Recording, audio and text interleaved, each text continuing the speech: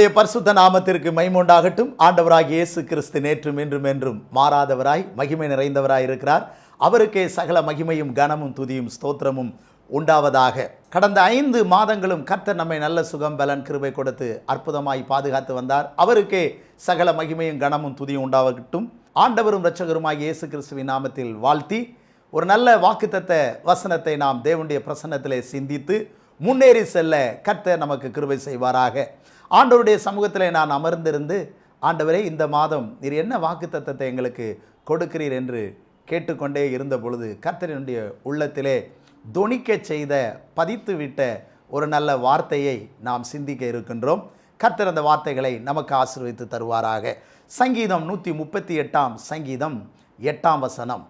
கர்த்தர் எனக்காக யாவையும் செய்து முடிப்பார். கர்த்தாவே, உமது கிருபை என்றும் உள்ளது. உமது கரத்தின் கிரியைகளை நெகிழ விடாதிருப்பீராக என்ற வார்த்தை. கர்த்தருடைய நாமம் மகிமைப்படுவதாக. சங்கீதக்காரன் இதை விசுவாச வார்த்தையாக வாக்குத்தத்தமாக அறிக்கை செய்து தன்னுடைய வாழ்க்கையில் ஆண்டவர் அநேக நன்மைகளை அவனுக்கு செய்ய கேட்டுக்கொண்டதையெல்லாம் கர்த்தர் செய்து அவனுடைய தலையை உயர்த்தி வைத்தார், மேன்மைப்படுத்தி வைத்தார். கர்த்தர் தாமே இந்த மாதத்திலும் இந்த வார்த்தையின்படியே ஆண்டவர் நம்மை விசேஷித்த விதத்திலே ஆசீர்வதித்து நம்முடைய தலையை உயர்த்தப் போகிறார். நம் குடும்பத்தை உயர்த்துவார், நம்முடைய பிள்ளைகளை உயர்த்துவார், சபையை ஊழியத்தை உயர்த்தி மேன்மையாய் நம்மை வைக்க அவர் வல்லவராயிருக்கிறார். அவருக்கே மகிமை உண்டாகட்டும். கர்த்தர் நல்லவர். கர்த்தர் எனக்காக யாவையும் செய்து முடிப்பார் என்று எவ்வளவு நம்பிக்கையோடு, எவ்வளவு விசுவாசத்தோடு, எவ்வளவு ஆழமாய் அறிக்கை பண்ணுகிறார் என்பதை இந்த இடத்திலே நாம் புரிய முடிகிறது. அப்படியானால் தன்னுடைய வாழ்க்கை முழுவதையும், தன்னுடைய வாழ்க்கையின் எல்லா பகுதிகளையும், தன்னுடைய ஊழியத்தின் சகல பகுதிகளையும், தன்னுடைய அலுவலகத்தின் சகல நிலைகளையும் சங்கீதக்காரன் ஆண்டவரிடத்திலே ஒப்பு கொடுத்து விட்டான் என்பதை நாம் அறிய முடிகின்றது. அவன் எந்த அளவுக்கு அவரிடத்தில் ஒப்பு கொடுத்திருப்பான் என்பதை நாம் புரிய முடிகிறது. எனவேதான் அவன் சொல்லுகிறான், கர்த்தர் எனக்காக யாவையும் செய்து முடிப்பார்.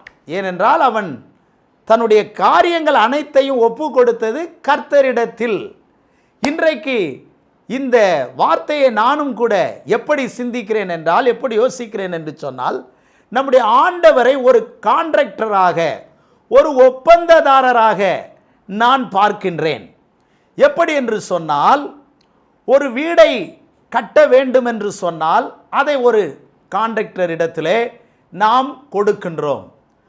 அவர் அந்த வேலையை எடுத்துக்கொண்டு சரியாக அழகாக செய்து எல்லா வேலைகளையும் முடித்துவிட்டு கடைசியாக அந்த வீட்டின் சாவியை அந்த ஓனருடைய கையிலே கொடுக்கும்போது அதை பெற்றுக்கொள்ளுகிற ஓனர் மிகுந்த சந்தோஷம் அடைகிறார். இந்த ஒப்பந்ததாரரிடத்திலே, இந்த கான்ட்ராக்டரிடத்திலே நான் ஒப்பு கொடுத்தேன், எவ்வளவு அழகாய் செய்து முடித்து விட்டார் என்று அவருக்கு ஒரு பெரிய மகிழ்ச்சி ஏற்படுகிறது. இப்படிதான் அரசாங்கம் சாலைகளை அமைத்து கொடுப்பதற்காக சில ஒப்பந்ததாரரிடத்திலே கொடுக்கின்றார்கள். சில பாலம் கட்டக்கூடிய வேலைகளை சில ஒப்பந்ததாரரிடத்திலே கொடுக்கிறார்கள். அந்த வேலையை எடுத்துக்கொண்ட ஒப்பந்ததாரர்களுக்கு மிகுந்த பயம் இருக்கும், நடுக்கம் இருக்கும், எச்சரிக்கை இருக்கும். ஏனென்றால் இவைகளை நாம் ரொம்ப கவனமாய் கருத்தாய் நாம் செய்து கொடுக்க வேண்டும் என்று சொல்லி.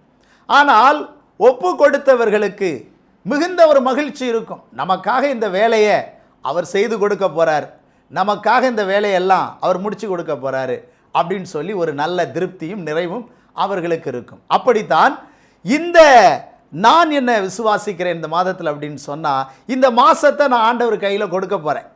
இந்த மாதத்தின் ஒவ்வொரு வாரங்களையும் அவற்றை கொடுத்துட போகிறேன். ஒவ்வொரு நாட்களையும், ஒவ்வொரு மணி துளிகளையும் அவர் கரத்தில் ஒப்பு கொடுக்க போகிறேன். என்னுடைய குடும்பத்தை அவர் கரத்தில் கொடுக்க போகிறேன். என்னுடைய வேலைகளை எல்லாம், ஊழியத்தை அவருடைய கையில் கொடுக்க போகிறேன். என்னுடைய எல்லா காரியங்களையும் அவர்கிட்ட ஒப்பு கொடுக்க போகிறேன். ஹல்லேலூயா. அவர்கிட்ட நான் ஒப்பு கொடுத்துட்டு நான் நிம்மதியாக இருக்க போகிறேன். அதை அவர் பெற்றுக்கொள்ள போகிறார். அவர் பெற்றுக்கொண்டார் என்று சொன்னால் எனக்காக எல்லா காரியங்களையும் அவர் அழகாய் நேர்த்தியாய் செய்து முடிப்பார் என்ற நம்பிக்கை எனக்குள்ளே இருக்கிறது. பிரியமானவர்களே, சில நேரங்களிலே சிலர் இந்த உலகத்தில் அந்த ஒப்பந்ததாரரிடத்திலே சில காரியங்களை கொடுத்துவிட்டு சில நேரங்களில் அந்த வேலை டிலே ஆகும்போது, தாமதமாகும்போது ஒப்பு கொடுத்தவர்கள் கொஞ்சம் கவலை இருக்கும் அவங்க உள்ளத்துக்குள்ள. அந்த நேரத்திலே அவர்களை போய் கூப்பிடுவார்கள், அவர்களை போய் நச்சரிப்பார்கள். என்ன இந்த வேலை தாமதமாகிறதே, சீக்கிரம் செய்யுங்க அப்படின்னு சொல்லுவாங்க. சோதரம், நம்முடைய தேவன் தாமதப்படுத்துகிறவர் அல்ல. ஒருவேளை நம்முடைய வாழ்க்கையில் ஸ்தோத்திரம் நமக்கு இன்னும் சீக்கிரமாய் அவர் சரியான நேரத்தில் கொடுத்து விடுவார். நமக்கு அவசரம், நமக்கு ஆதங்கம் ஏற்படும் பொழுது நாமும் கூட அவரை போய் கூப்பிடலாம். சங்கீதம் 57:2 இப்படி சொல்லுது, எனக்காக யாவையும் செய்து முடிக்கப் போகிற தேவனாகிய உன்னதமான தேவனை நோக்கி கூப்பிடுவேன் என்று சொல்லுகிறார். ஆண்டவரே, என்னுடைய காரியம் என்ன ஆச்சு ஆண்டவரே, எல்லாத்தையும் ஒப்பு கொடுத்துருக்கிறேனே என்று நாம் கூப்பிடும் பொழுது நம்முடைய நல்ல ஒப்பந்ததாரர், நல்ல கான்ட்ராக்டர், அவர் சகலத்தையும் அழகாய் செய்து முடிக்க வல்லவராயிருக்கின்றார். ஹல்லேலூயா. பிரியமானவர்களே, ஒரு பணியை, ஒரு வேலையை, ஒரு வீட்டு வேலையானாலும் சரி, ஒரு பிளம்பிங் ஒர்க் ஆனாலும் சரி, அதை எல்லாரிடத்திலும் ஒப்பு கொடுத்துட மாட்டாங்க. ஒரு நல்ல கான்ட்ராக்டர் இடத்துல தான் ஒப்பு கொடுப்பாங்க. ஏனென்றால் அவருக்கு நல்ல அனுபவம் இருக்கணும், அவர் செய்கிற வேலையில் திருப்தி அடையணும், சந்தோஷப்படணும். அப்படிப்பட்ட நல்ல ஒரு ஒப்பந்ததாரரைத்தான் எல்லாரும் எதிர்பார்ப்பார்கள். ஏனோ தானோவென்று செய்கிறவர்களை குறித்து யாரும் வேலைகளை ஒப்பு கொடுக்க மாட்டாங்க. அப்படியானால் நம்முடைய நான் தெரிந்து கொண்ட நல்ல கான்ட்ராக்டர் அல்லது ஒப்பந்ததாரர் சோத்ரம், அவரை பற்றி நாம் பார்க்கும் பொழுது அவர் சிறப்பாக செய்யக்கூடியவர். அவர் யார் தெரியுமா? ஆண்டவராகிய இயேசு கிறிஸ்து. ஹல்லேலூயா. மார்க் எழுதின சுவிசேஷம் 7:37 நீங்கள் வாசித்து பார்த்தீங்கன்னு சொன்னால், எல்லாவற்றையும் நன்றாய் செய்தார், செவிடர் கேட்கவும் ஊமையர் பேசவும் பண்ணுகிறார் என்று சொல்லி மேன்மேலும் ஆச்சரியப்பட்டார்களாம். நம்முடைய ஆண்டவர் எல்லாவற்றையும் நன்றாய் செய்தார். ஹல்லேலூயா. அவர் ஏனோ தானோவென்று செய்ய மாட்டார். அவர் செய்கிற காரியங்கள் எல்லாம் நன்றாயிருக்கும். எங்கேயும் குறை இருக்காது, எங்கேயும் பழுது இருக்காது, எங்கேயும் பிரச்சனை இருக்காது. அன்றைக்கு அவர் செவிடரை கேட்க பண்ணினாராம். அழகாய் அவருடைய காதுகள் திறக்கப்பட்டது. ஊமையர் பேச முடியாதவர்களை பேச வைத்தார். அவர்கள் அழகாய் பேசினார்கள். இதையெல்லாம் அனுபவித்த மக்கள், இதையெல்லாம் பார்த்த மக்கள் மேன்மேலும் ஆச்சரியப்பட்டார்கள். ஹல்லேலூயா. கடந்த நாட்களிலே நம்முடைய ஆண்டவராகிய இயேசு நம்முடைய வாழ்க்கையிலே, நம்முடைய குடும்பத்திலே, நம்முடைய ஊழியத்திலே, சபையிலே செய்ததை குறித்து நாம் ஆச்சரியப்பட்டிருக்கிறோம். இந்த மாதத்திலும் அவர் நமக்காக என்ன செய்யணும்னு நினைக்கிறீங்க? உங்கள் வாழ்க்கையில் என்ன செய்யணும்னு நினைக்கிறீங்க? உங்கள் பிள்ளைகள் வாழ்க்கையில், உங்கள் தாயார் வாழ்க்கையில், உங்களுடைய ஊழியத்தில், உங்களுடைய அலுவலில், உங்கள் பிள்ளைகள் வாழ்க்கையில் என்ன செய்யணும்னு நீங்கள் நினைக்கிறீங்க? அதையெல்லாம் நீங்கள் அவரிடத்தில் கொடுக்கும்போது நிச்சயமாக அவர் அழகாக செய்வார், அற்புதமாக செய்வார். அவர் ஏனதானவென்று செய்ய மாட்டார். ஹல்லேலூயா. அவரிடத்தில் நம்ம போகும்போது அநேகர் அவரிடத்தில் சென்றார்கள். எனக்கு யார் யாரெல்லாம் தேவைகளோடு கூட அவரிடத்தில் போனார்களோ, யாரெல்லாம் என்னுடைய வாழ்க்கையில் நன்மை நடக்கணும்னு சொல்லி கிறிஸ்துவினிடத்தில் போனாங்களோ, அவர் கண்ணை மூடிட்டு எதையோ ஒன்றை செய்யவில்லை, நன்றாக விசாரித்து செய்கிற தேவன். அவர் பூமியை விசாரித்து அதற்கு நீர் பாய்ச்சுகிறார் என்று நாம் வாசிக்கின்றோம் 65ஆம் சங்கீதத்திலே. பிரியமானவர்களே, நம்முடைய தேவன் தரிசுக்கு நீர் பாய்ச்ச மாட்டார். அவர் ஏனோதானோவென்று செய்ய மாட்டார், தெளிவாக செய்வார். அவரிடத்திலே சென்றவர்களை எல்லாம் பார்த்து இப்படி சொன்னார். அவரும் எப்படி சொன்னார் என்றால், நான் உங்களுக்கு என்ன செய்ய வேண்டும் என்று கேட்டார். என்ன செய்யணும் அப்படின்னு கேட்குறார். இந்த மாதத்தில் உங்களுக்கு என்ன செய்யணும்? ஹல்லேலூயா. என்ன பண்ணணும் அப்படின்னு சொல்லி தெளிவாய் கேட்கிற தேவன். அது மட்டுமல்ல, அவர்களிடத்தில் வந்தவர்களை பார்த்து இதை செய்ய எனக்கு வல்லமை உண்டென்று விசுவாசிக்கிறீர்களா என்றெல்லாம் கேட்டார். வியாதியிலிருந்து சுகமாக வேண்டும் என்று சென்றவர்கள், கண் பார்வை அடைய வேண்டும் என்று சென்றவர்கள், ஒவ்வொருவரும் ஒவ்வொரு தேவைக்காக சென்றார்கள். இந்த மாதத்திலே நம்முடைய தேவன் நம்முடைய தேவைகளை எல்லாம் செய்து நிறைவேற்றுகிறவராக, நடப்பிக்கிறவராக இருக்கின்றார். அப்போ நம்முடைய தேவன் நம்மை விசாரித்து இதெல்லாம் செய்ய எனக்கு வல்லமை உண்டு என்று விசுவாசிக்கிறீங்களா என்று கேட்டு செய்கிறவர். நீங்கள் ஆண்டவரை விசுவாசிக்கிறீர்களா? அவருக்கு வல்லமை உண்டு என்று சொல்லி, அவர் வல்லமை எனக்காக ஒரு காரியத்தை செய்ய அவருக்கு வல்லமை உண்டு என்று சொல்லி நீங்கள் விசுவாசிப்பீர்கள் என்று சொன்னால், நிச்சயமாகவே நீங்கள் சந்தேகப்படண்டா. இந்த மாதத்தில் உங்களுக்கு என்ன செய்யப்படணுமோ அதை தேவன் தம்முடைய வல்லமையை கொண்டு செய்வார். என்ன செய்யணும் என்று நீங்கள் தெளிவாய் இந்த மாதத்தில் நீங்கள் கேட்க போறீங்களோ அதை திட்டமாய் செய்து முடிப்பார். அப்படியானால் நாம் இன்றைக்கு நம்முடைய காரியங்களை ஒப்பு கொடுக்கும் பொழுது அவர் செய்து முடிக்கிறவராக இருக்கின்றார். பிரியமானவர்களே, ஒரு 2 குறிப்புகளை நாம் சிந்தித்து நாம் முன் செல்ல இருக்கின்றோம். ஒப்பு கொடுத்தவர்கள் எப்படி அவருடைய வாழ்க்கையிலே நன்மையான காரியங்கள் செய்யப்பட்டது, நம்முடைய வாழ்க்கையிலும் கர்த்தர் எப்படி நன்மையான காரியங்கள் எல்லாம் செய்வார் என்பதை நாம் சிந்தித்து முன் செல்லுவோம். முதலாவதாக நாம் பார்க்கும் பொழுது ஒரு வேத வசனத்தை வாசிக்கலாம். ஆதியாகமத்தின் புஸ்தகம் 39ஆம் அதிகாரம் 6ஆம் வசனம். ஆகையால் அவன் தனக்கு உண்டானதை எல்லாம் யோசேப்பின் கையிலே ஒப்பு கொடுத்து விட்டு தான் புசிக்கிற போஜனம் தவிர தன்னிடத்தில் இருந்த மற்றொன்றை குறித்தும் விசாரியாதிருந்தான். யோசேப்பு அழகான ரூபமும் சௌந்தரிய முகமும் உள்ளவனாயிருந்தான். ஹல்லேலூயா. இங்கே யோசேப்பின் கையிலே தன்னிடத்தில் இருந்த தனக்கு உண்டானதை எல்லாம் ஒருவன் ஒப்பு கொடுத்தான் என்று சொல்லி இங்கே பார்க்கிறோம். யார்? நமக்கு தெரியும். பார்வோன் என்று சொல்லக்கூடிய எகிப்தின் மன்னன். ஒரு ராஜா தன்னுடைய வீட்டிலே வேலை செய்து கொண்டிருக்கிற வேலைக்காரனாகிய யோசேப்பினிடத்தில் அந்த யோசேப்பை அவன் 1% கூட சந்தேகமில்லாமல் தன் வீட்டில் வேலை செய்கின்ற அந்த வேலைக்காரனை 100க்கு 100 முழுமையாக நம்பி தனக்கு உண்டானதை எல்லாம் அவன் கையிலே ஒப்பு கொடுத்து விட்டானாம். என்ன ஆச்சரியமாக இருக்கிறது பாருங்கள். எவ்வளவு ஆச்சரியம். ஒரு ராஜா தன் வீட்டில் வேலை செய்கிற வேலைக்காரனை சந்தேகம் இல்லாமல் 100க்கு 100ஆக நம்பி தனக்கு உண்டானதையெல்லாம் ஒப்பு கொடுத்து விட்டான். அவன் எல்லாத்தையும் நல்லா செய்வான், சரியா செய்வான், அழகா செய்வான் என்ற நம்பிக்கை அவனுக்குள்ளே ஏற்பட்டிருக்கிறது பாருங்க. இந்த மாசத்தில் பிரியமானவர்களே, நீங்கள் சந்தேகப்படாமல் சோதரன் ஆண்டவர் நல்லா செய்வார் என்று 100க்கு 100 அவரை நம்பணும்.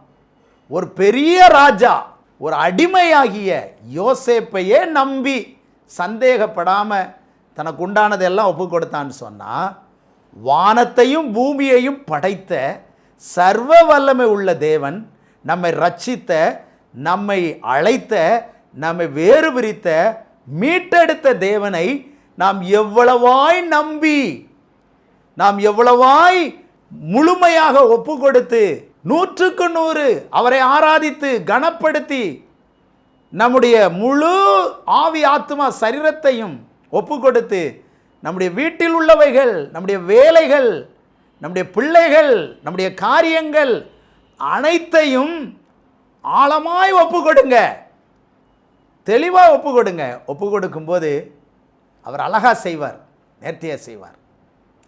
இப்பொழுது யோசேப்புடைய வாழ்க்கையில் அவன் ஒப்பு கொடுத்துட்டான். பார்வோன் எல்லாத்தையும் ஒப்பு கொடுத்துட்டான். யோசேப்பு அழகா செய்கிறான். அவன் செய்கின்ற ஒவ்வொன்றும் அழகா இருக்குது. பைபிள் சொல்லுது, கர்த்தருடைய ஆசீர்வாதம் போத்திபாருடைய வீட்டில் வீட்டில் உள்ளவைகளிலும் வெளியே உள்ளவைகளிலும் இருந்தது. அவன் செய்கின்ற காரியங்களை எல்லாம் கர்த்தர் வாய்க்க பண்ணினார் என்றும் கர்த்தர் அவனோடு கூட இருக்கிறார் என்றும் இந்த பார்வோன் கண்டுபிடித்தானா. பாருங்க, எல்லாவற்றையும் இந்த யோசேப்பு அழகாக செய்துக்கிட்டு வந்தான், நேர்த்தியாக செய்தான். இந்த யோசேப்பு ஒன்று கூட அவன் வீட்டில் டேமேஜ் பண்ணலை, ஒன்று கூட நஷ்டப்படுத்தலை, ஒன்றை கூட பழுதாக்கி அல்லது ஏதோ குறை வரும்படியாக நடந்து கொள்ளவில்லை. அங்கே ஒரு பிரச்சனை வருகிறது. 9ஆம் வசனம் 39:9, இந்த வீட்டில் என்னிலும் பெரியவன் இல்லை, நீ அவருடைய மனைவியாக இருக்கிறபடியால் உன்னை தவிர வேறு ஒன்றையும் அவர் எனக்கு விலக்கி வைக்கவில்லை. இப்படி இருக்க நான் இத்தனை பொல்லாங்குக்கு உடன்பட்டு தேவனுக்கு விரோதமாய் பாவம் செய்வது எப்படி என்று அந்த யோசேப்பு சொல்கிறான் பாருங்க. அங்கே ராஜா முதல்ல சொன்னார் 39:6, போஜனத்தை தவிர எல்லாத்தையும் நான் உன்கிட்ட ஒப்பு கொடுத்துட்டேன் அப்படின்னு சொன்னார். இங்கே பார்வோனுடைய மனைவி தவறான நோக்கத்தோடு யோசேப்பிடத்தில் பேசின பொழுது யோசேப்பு சொல்கிறான், உன்னை தவிர, அவன் போஜனத்தை தவிர தான் என்று சொன்னான். ஆனால் இவன் இங்கே உன்னை தவிர எல்லாத்தையும் என்கிட்ட ஒப்பு கொடுத்துருக்கிறாரு, எல்லாத்தையும் நான் ஆளுகை செய்யலாம் அப்படிங்கிறதுல உன்னை நான் தொடமாட்டேன், உன்னோடு தவறாக பேச மாட்டேன், நான் இந்த வீட்டில் சகலத்தையும் நேர்த்தியாய் செய்ய வேண்டும் என்பதிலே அந்த ஒப்பந்ததாரர், அந்த யோசேப்பு என்ற நல்ல கான்ட்ராக்டர் அருமையாக அழகாக எந்த டேமேஜும் இல்லாதபடி அற்புதமாய் செய்கின்றார். பிரியமானவர்களே, நம்முடைய ஆண்டவராகிய இயேசு கிறிஸ்து பாவம் அறியாதவர், குற்றமில்லாதவர். என்னிடத்தில் பாவம் உண்டென்று உங்களில் யார் என்னை குற்றப்படுத்த முடியும் என்று கேட்டார். ஹல்லேலூயா. பாவம் இல்லாத ஒருவரால் தான் பரிசுத்தமான காரியங்களை எல்லாம் நமக்கு செய்ய முடியும். குற்றமில்லாத ஒருவர் தான் குற்றமில்லாமல் நம்முடைய வாழ்க்கையை காத்துக்கொள்ள முடியும். ஒரு பூரணமான ஒருவர் தான் நம்முடைய வாழ்க்கையை பூரணமாக, பெர்ஃபெக்டாக, முழுமையாக, நிறைவாக செய்ய முடியும். அப்படியானால் நம்ம எந்த அளவு ஆண்டவரிடத்தில் நம்ம ஒப்பு கொடுக்கிறோம்? நல்ல யோசேப்பாகிய கிறிஸ்துவனிடத்தில் நம்ம ஒப்பு கொடுக்கும்போது மிகுந்த ஆசீர்வாதம் நமக்கு உண்டாகும். பிரியமானவர்களே, இந்த யோசேப்பிடத்தில் அவன் ஒப்பு கொடுத்து விட்டான். ஆனாலும் தவறாய் குற்றம் சாட்டப்பட்டு அவன் சிறையில் தள்ளப்பட்டான். சிறையிலும் இவன் நேர்த்தியாக எல்லா காரியங்களையும் செய்கிறான். சிறையிலையும் சிறைச்சாலை அதிகாரி இவனிடத்தில் எல்லாத்தையும் ஒப்பு கொடுக்கிறான், அங்கேயும் அழகாய் செய்கிறான். கடைசியாய் பார்த்தால் ராஜாவுக்கு ஒரு சொப்பனம் வருகிறது. அவன் தரிசனத்தை நிறைவேற்றி கொடுப்பதற்கு ஒரு புள்ளி வள்ளி புள்ளி மாறாமல் தெளிவாக நிறைவேற்றுவதற்கு சரியான ஒப்பந்ததாரர் யார் என்று சொன்னால் இந்த யோசேப்பு தான். ஹல்லேலூயா. பிரியமானவர்களே, நம்முடைய தரிசனத்தை, நம்முடைய வாஞ்சையை நிறைவேற்றி தரப்போகிறார். இந்த மாதம் நிறைவேற போகுது. நீங்கள் இதுவரை கண்ட தரிசனம், பெற்ற வாக்குத்தத்தங்கள், அதை அழகாக நேர்த்தியாக நிறைவேற்றி கொடுக்க போகிறவர் நம்முடைய ஆண்டவர். பாருங்கள், இந்த யோசேப்பை ராஜாவுக்கு முன்னால் நிறுத்தின போது அவன் நல்ல ஆலோசனை கொடுத்தான். 2 சொப்பனத்தை அவன் சொன்ன பொழுது அவன் என்ன சொன்னான்னு சொன்னால், அதை குறித்து நீங்கள் ஆதியாகமம் 41ஆம் அதிகாரம் 33-35 வரைக்கும் வாசித்து பார்த்தீங்கன்னா, ராஜாவே வரப்போகிற பஞ்ச நாட்களிலே தேசத்தை சமாளிப்பதற்கு நல்ல அதிகாரிகளை நீர் நியமிக்க வேண்டும், ஆங்காங்கே பண்டக சாலைகளை கட்ட வேண்டும், நன்றாக விளைகிறதான விளைச்சலை பத்திரப்படுத்தி வைப்பாக வைக்க வேண்டும், ஜனங்களிடத்திலே வாங்க வேண்டும், பத்திரப்படுத்தி வைக்கணும், பஞ்ச நாட்களிலே அதை சரியாக மக்களுக்கு கொடுத்து போஷிக்க வேண்டும் என்று நல்ல ஆலோசனை கொடுத்தான். ஹல்லேலூயா, ஸ்தோத்திரம். சரியான ஒரு ஒப்பந்ததாரர் நம்முடைய பார்வோனுக்கு கிடைத்தது போல இன்றைக்கு நமக்கு சரியான ஒரு ஒப்பந்ததாரர் யார் என்றால் ஆண்டவராகிய இயேசு கிறிஸ்து. அவர் பாருங்கள், சங்கீதம் 32 நாம் வாசிக்கின்றோம் 8ஆம் வசனத்தில், நான் உனக்கு போதித்து உன்மேல் என் கண்ணை வைத்து உனக்கு ஆலோசனை சொல்லுவேன், நீ நடக்க வேண்டிய வழியை உனக்கு காட்டுவேன் என்று சொல்லியிருக்கிறார். அப்படியானால் இந்த மாதத்திலே நமக்கு நம்மேலே கண்ணை வைக்க போகிறார், ஆலோசனை சொல்ல போகிறார், நாம் நடக்க வேண்டிய வழியை நமக்கு காட்டப் போகிறார். நம்முடைய காரியமெல்லாம் சிறப்பாய் நடத்தப்படுவதற்கு நாம் எப்படி நடந்து கொள்ள வேண்டும் என்பதை நல்ல ஆலோசனைகளை சொல்லுகிற ஒரு தேவன் நமக்கு உண்டு, இரட்சகர் உண்டு, நம்மை தேற்றுகிற இரட்சகர், நம்மை ஆற்றுகிற இரட்சகர் உண்டு. அவர் அழகாய் நமக்கு ஆலோசனை கொடுத்து நேர்த்தியாய் நடத்துவார், நம்மை கைவிட மாட்டார். ஸ்தோத்திரம். அப்போ நம்முடைய ஆண்டவராகிய இயேசு கிறிஸ்துவும் ஆலோசனை கொடுத்தார். நம்மை ஆலோசனை கொடுத்து நடத்துகிற தேவன். அது மட்டுமல்ல, அவர் நம்மை போஷிக்கிற தேவன். அன்றைக்கு ஜனங்கள் பசியோடு இருக்கும் பொழுது சொன்னார், நான் ஜனங்களுக்காய் பரிதபிக்கிறேன் என்று சொல்லி அவர்களுடைய பசியை உணர்ந்து அவர்களுக்கு போஜனத்தை கொடுத்து திருப்தியாய் போஷித்து மக்களுக்கு என்னெல்லாம் செய்து முடிக்கணுமோ அதெல்லாம் செய்து முடித்தவர். இன்றைய நாட்களிலே கர்த்தர் நமக்காக எல்லாவற்றையும் செய்து முடிப்பார். அந்த யோசேப்பு பார்வோன் அரண்மனையில் அந்த தேசத்தில் என்னெல்லாம் செய்யணுமோ அதெல்லாம் செய்து முடித்தார். பஞ்சம் வந்த நாட்களிலே மக்கள் எல்லாரும் பார்வோனிடத்தில் போன பொழுது பார்வோன் நீங்கள் யோசேப்பிட்ட போங்க அப்படின்னு சொல்லி அனுப்பி வச்சான். யோசேப்பு சகல காரியங்களையும் அழகாய் நேர்த்தியாய் மக்களுடைய காரியங்களையெல்லாம் விசாரித்து தெளிவாக செய்து முடித்தான். தன்னுடைய ஜனங்கள் வந்த பொழுது கூட அவர்களுக்கும் தேவையான உணவுகளை கொடுத்து பராமரித்து அந்த ஜனங்கள் அந்த தேசத்திலே உருவெடுக்கும்படியான காரியங்களையும் அவன் செய்து முடித்தான். அப்படியானால் நம்முடைய ஆண்டவர் இன்றைய தற்காலிகமான காரியத்தை மட்டும் செய்து முடிக்கிறவர் அல்ல.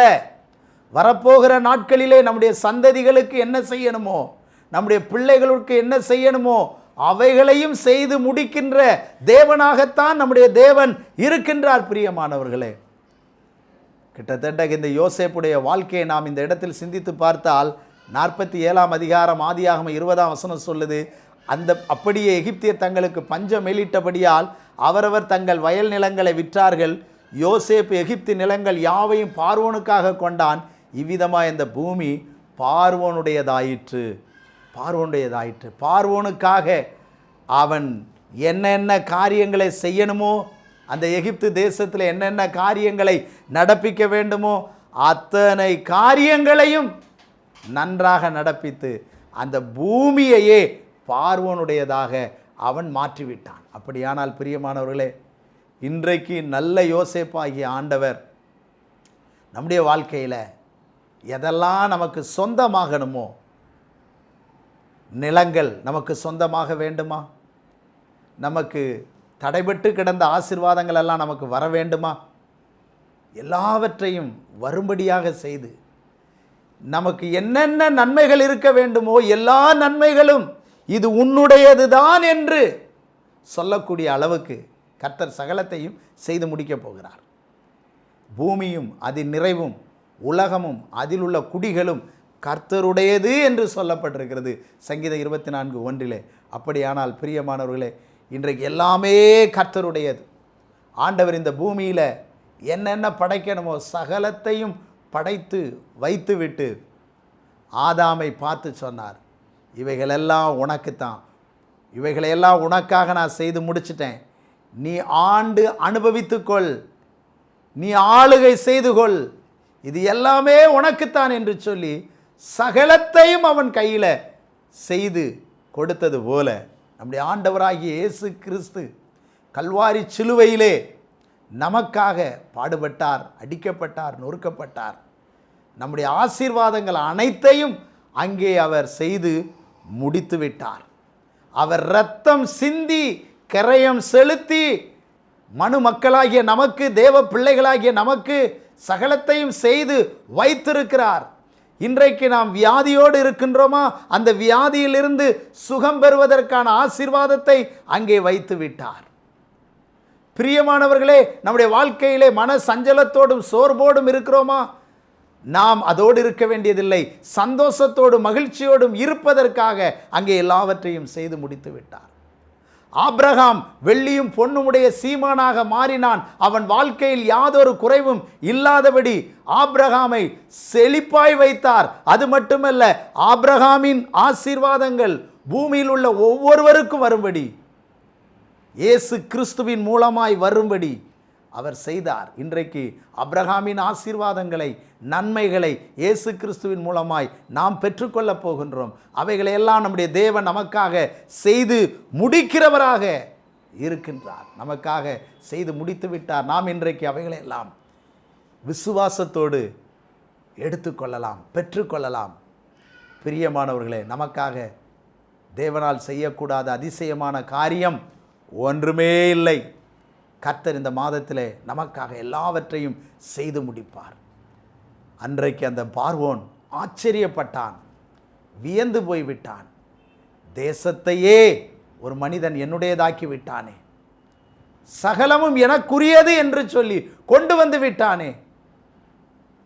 பார்வோன் மிகுந்த மகிழ்ச்சி அடைந்தான், சந்தோஷம் அடைந்தான். ஒரு யோசேப்பினிடத்தில் தனக்கு உண்டானதை எல்லாம் ஒப்பு கொடுத்த பொழுது எல்லா காரியங்களையும் நேர்த்தியாய் அழகாய் செய்து முடித்து விட்டான். எனக்கு அன்பானவர்களே, இன்றைக்கு நம்முடைய ஆண்டவர் இந்த மாதத்திலே நமக்காக செய்ய வேண்டிய அனைத்து காரியங்களையும், உங்கள் பிள்ளைகளின் திருமணமாயிருக்கலாம், உங்களுடைய வேலை வாய்ப்பு காரியங்களாக இருக்கலாம், அல்லது ஆவிக்குரிய வரங்களையும் கிருபைகளையும் பெற்றுக்கொள்ள வேண்டும் என்ற ஏக்கமாயிருக்கலாம், அல்லது என்னுடைய தாயார் நல்ல சுகமாக வேண்டும் என்றும், என் குடும்பத்தில் உள்ளவர்கள் ஒவ்வொருவரும் ரட்சிக்கப்பட வேண்டும் என்று நீண்ட நாட்களாய் நீங்கள் ஜெபித்து கொண்டிருக்கலாம். இவைகள் அனைத்தையும் ஆண்டவர் செய்து முடிக்க வேண்டும் என்று சொன்னால், பிரியமானவர்களே, எப்படி அந்த பார்வோன் தனக்கு உண்டானவைகளை எல்லாம் அவரிடத்திலே ஒப்பு கொடுத்து விட்டானோ, அப்படி நாமும் நம்மை, நம் குடும்பத்தை, ஊழியத்தை, நம் ஆவி ஆத்துமா சரீரம் முழுவதையும் அவருக்கு முழுமையாக ஒப்பு கொடுங்க. அந்த ஒப்பந்ததாரர் ஆண்டவராக இயேசுவிடத்தில் முழுமையாக ஒப்பு கொடுத்துருங்க. ஒப்பு கொடுத்து விட்டீர்கள் என்று சொன்னால் நீங்கள் மென்மேலும் ஆச்சரியப்பட போகிறீங்க. இந்த முதல் நாள் தொடங்கி ஒவ்வொரு நாளும் நீங்கள் ஆச்சரியப்பட்டு கொண்டே இருப்பீங்க. எப்படி அன்றைக்கு அவருடைய கீர்த்தி சுற்றிலும் உள்ள எங்கும் பரவின பொழுது எல்லாவற்றையும் நன்றாய் செய்தார். செவிடர் கேட்கவும் ஊமையர் பேசவும் பண்ணுகிறார் என்று சொல்லி மென்மேலும் ஆச்சரியப்பட்டார்களோ, அப்படி இது ஆச்சரியப்படுகிற மாதம், ஒரு அதிசயப்படுகிற மாதம். கர்த்தர் நமக்காக ஒவ்வொரு காரியங்களையும் செய்து கொண்டே இருப்பதை பார்த்து, தனிப்பட்ட வாழ்க்கையிலே செய்கிற காரியம், ஊழியத்தின் பாதையில் செய்கிற காரியம், குடும்பத்தில் செய்கிற காரியம், நம்முடைய பிள்ளைகள் வாழ்க்கையில் செய்கிற காரியம், உங்கள் வாழ்க்கையில் செய்கிற காரியம், நம்முடைய தேசத்தில் செய்கிற காரியம், ஒவ்வொன்றையும் பார்த்து இப்படியெல்லாம் செய்கிறாரே என்று ஆச்சரியப்பட போகிறோம். எப்படி அன்றைக்கு கர்த்தர் தாவீதுக்கு தம்முடைய வாக்கினால் சொன்னதையெல்லாம் கரத்தினால் சாலமோனுடைய நாட்களிலே செய்து முடித்தாரோ, நிறைவேற்றி முடித்தாரோ, அப்படியே தேவன் சகலத்தையும் நம்முடைய வாழ்க்கையிலே, நம்முடைய ஜீவியத்திலே செய்து முடிக்கிற தேவனாய் இருக்கிறார். எனவே நாம் ஒன்றை நினைவில் வைத்து கொள்ளுவோம். பார்வோன் எப்படி யோசேப்பு கையில் 100க்கு 100 எல்லாவற்றையும் ஒப்பு கொடுத்தானோ, அப்படியே நம்முடைய இரட்சகர் இயேசுவின் கையில் எல்லாவற்றையும் ஒப்பு கொடுத்து விடுவோம். கர்த்தர் எனக்காக, நமக்காக யாவையும் செய்து முடித்து விடுவார். அவர் செய்து முடித்தார் என்ற நம்பிக்கையும் சந்தோஷமும் நம்முடைய வாழ்க்கையில் இந்த மாதம் பெருகிக் கொண்டே இருக்கும். கர்த்தர் தாமே இந்த வார்த்தைகளை கொண்டு நம்மை ஆசீர்வதித்து பலப்படுத்துவாராக. ஆமேன்.